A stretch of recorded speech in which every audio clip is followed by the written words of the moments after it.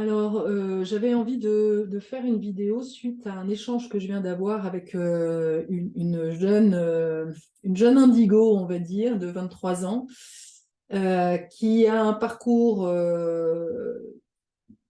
très difficile et qui n'arrive pas, jusqu'à présent, à trouver un thérapeute qui sache l'entendre et l'aider, la soutenir dans ce qu'elle vit. Et là, c'est un peu un coup de gueule, en fait, ce que j'ai envie de donner, parce que je trouve ça mais vraiment grave que des thérapeutes, des psychologues se disent des professionnels de santé et ne fassent pas le job qui est nécessaire à faire pour pouvoir accueillir les traumatismes des uns et des autres, pouvoir accueillir la colère notamment, pouvoir accueillir la critique. Pour moi, ça me semble essentiel qu'un professionnel de santé puisse être en mesure d'accueillir tout ça chez un client ou un patient.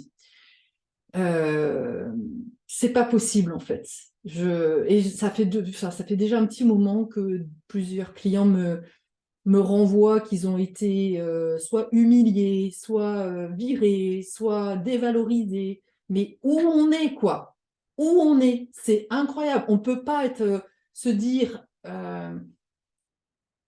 prendre soin des gens. On peut pas ouais, se dire professionnel de santé et se mettre dans un rôle d'accompagnateur des gens dans des difficultés, puisque quand on est thérapeute, psychiatre, on est là quand même pour accompagner des gens qui sont en difficulté, et, euh, et être sans arrêt dans des projections et être incapable en fait d'accueillir des critiques ou juste des avis divergents de la part des personnes qui viennent nous voir, en fait. Je trouve ça très inquiétant. Et je crois vraiment que là, on arrive, et certainement aussi parce que justement, les enfants indigos sont des enfants qui ont des connexions, qui sentent très vite les choses, qui ont déjà du discernement, qui sentent si la personne est bien pour eux et qui voient des choses derrière, derrière l'apparence. Je crois vraiment qu'on arrive à la limite, en fait, là encore, hein, de la façon dont ont été formés les thérapeutes, les psychologues, les psychiatres, avec des connaissances, mais pas d'expérience. C'est-à-dire que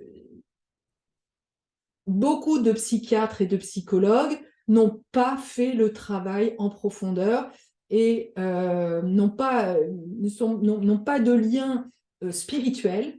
Ils ont été formés par Lacan, par Freud, mais qui n'avaient pas en fait cette dimension spirituelle, sauf que ces enfants-là ont des connexions avec l'univers, avec le cosmos, et donc du coup, c'est sûr que ils sont pas capables en fait d'entendre ça, quoi. Et peut-être même qu'ils vont les juger comme malades, quoi, quitte même peut-être à les emmener dans des hôpitaux psychiatriques. C'est aussi à cause de ces professionnels de santé qui ne font pas le lien entre émotionnel et physique que on se retrouve avec des diagnostics erronés, des diagnostics médicaux. Donc là, je dis attention. Alors évidemment, moi, qui suis-je pour dire ça alors que évidemment, je n'ai pas de titre officiel? Et bien justement, c'est parce que justement, je ne fais pas partie de cet égrégore de professionnels qui croient tout connaître et tout savoir, que j'ai la liberté de porter un jugement, une critique qui se veut constructive et qui encourage justement les thérapeutes et les psychologues à venir me voir pour faire le travail qu'ils ont besoin de faire. Voilà, pour pouvoir ne pas projeter, ne pas tomber dans des travers de sauveurs ou des dépendances entre clients et professionnels. Non, ces enfants-là, enfin, quand je dis enfants, ça peut être des adultes, hein, mais parce qu'on dit toujours enfants indigo, mais c'est aussi adultes indigo.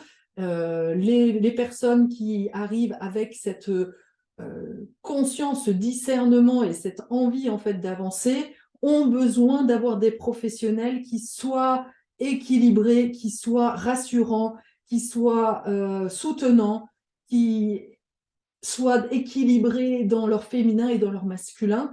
C'est ça dont ils ont besoin. Ils ont besoin de refaire l'expérience d'une relation euh, d'adulte à adulte qui soit une référence et qui soit voilà, rassurante.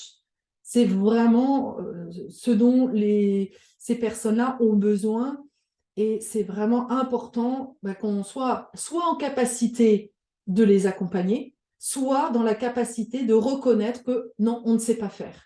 Et c'est là où je suis en colère, parce que il devrait y avoir une façon, je ne sais pas comment, mais et peut-être que ça part du coup des patients, de dire, bah non, cette personne-là, elle n'est pas apte en fait. Mais le problème, c'est que le professionnel de santé n'est pas capable d'entendre qu'il n'est pas apte. Ah ben non, lui, il est apte à tout, il sait tout, voilà, il se croit tout puissant, quoi, parce qu'il a été certifié, parce qu'il a été diplômé, il se croit tout puissant. Mais non, nous avons tous, en fait, des zones. Voilà, si tu n'es pas capable d'accueillir l'autre, c'est qu'il y a un problème, c'est que tu es limité, quoi. Et il faut savoir qu'il faut que le professionnel puisse reconnaître en fait ces espaces de limitation et travailler dessus. C'est à ça normalement que sert la supervision. Et je crois vraiment que y a vraiment besoin que les professionnels soient mieux supervisés, quoi. Soit supervisés par des gens qui ont plus de conscience et plus de discernement, parce que sinon, on retombe toujours dans un espèce d'autosatisfaction qui n'aide pas en fait les personnes qui ont besoin d'aide à être entendues et à être reconnues. Voilà ce que j'avais à dire pour aujourd'hui. À bientôt.